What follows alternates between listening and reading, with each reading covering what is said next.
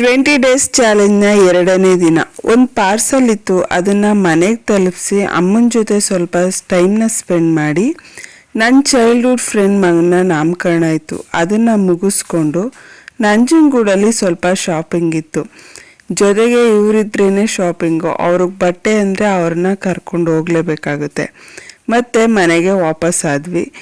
ಮಗ ಬಂದಿದ್ದ, ಅವನಿಗೆ ಹೋಮ್ವರ್ಕ್ನ ಮಾಡಿಸಿ ಅತ್ತೆ ದೋಸೆಗೆ ನೆನೆಸಾಕಿದ್ರು. ಉದ್ದಿನ ಬೇಳೆನ ತೊಳೆದು ರಾಗಿ ದೋಸೆಗೆ ಹಿಟ್ಟನ್ನು ರೆಡಿ ಮಾಡಿ ರಾತ್ರಿ ಊಟಕ್ಕೆ ಚಪಾತಿನೂ ಮಾಡಿದ್ದೆ. ನಾನು ಆರಾಧ್ಯ ನ್ಯಾಚುರಲ್ಸ್ ಅವರ ಕಡಲೆಕಾಯಿ ಎಣ್ಣೆನ ಬಳಸ್ತಾ ಇದ್ದೀನಿ. ಇದರಿಂದ ಅಡುಗೆ ತುಂಬ ಟೇಸ್ಟಿಯಾಗಿ ಆಗುತ್ತೆ. ಇವರಲ್ಲಿ ಎಲ್ಲ ರೀತಿಯ ಗಾಣದ ಎಣ್ಣೆಗಳು, ಮಸಾಲೆ ಪುಡಿಗಳು ಸಿಗುತ್ತೆ. ನನಗೆ ಗೊತ್ತಿರೋ ಹಾಗೆ ಇದನ್ನು ಗೇಣು ಹುಳ ಅಂತ ಕರಿತೀವಿ. ನಿಮ್ಮ ಕಡೆ ಏನಂತಾರೆ ಕಮೆಂಟ್ ಮಾಡಿ. Thanks for watching.